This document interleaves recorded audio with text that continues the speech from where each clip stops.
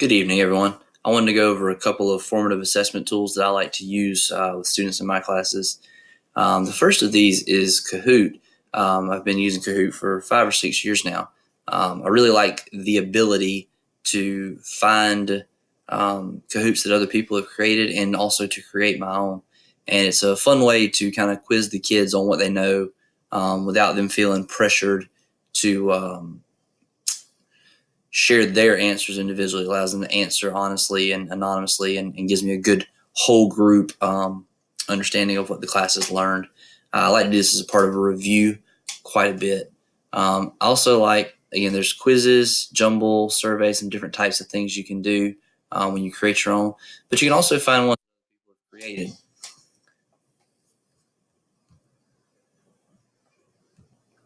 For example, this is one I found as a high school math teacher. I teach exponents.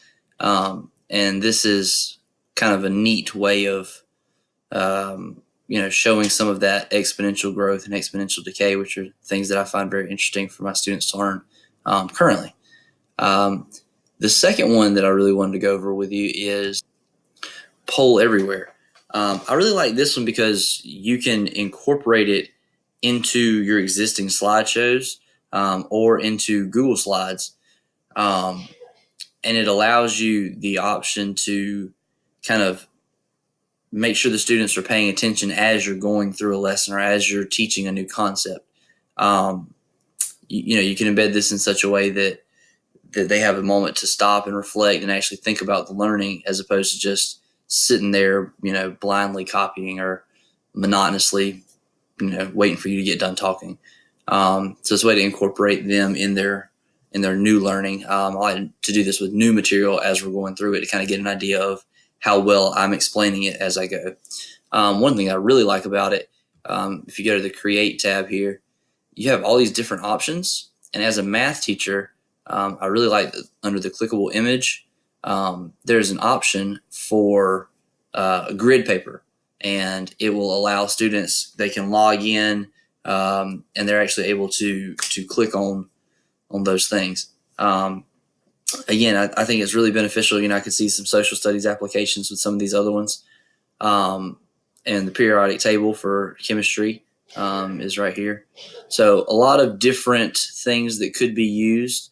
And again, that's just one type of question. That doesn't even go back to all these different ones: multiple choice, Q&A, surveys, open-ended, all kinds of stuff.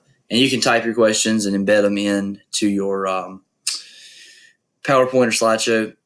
And within slides and within PowerPoint, you can actually download either an extension for Chrome for slides, or excuse me, or you can download the app for Microsoft PowerPoint that allows you to embed all this stuff within your PowerPoints and slideshows. So anyway, I hope y'all bared with me. I apologize. I'm a little bit under the weather trying to fight the flu.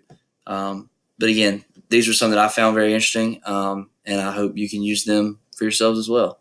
All right, have a good evening.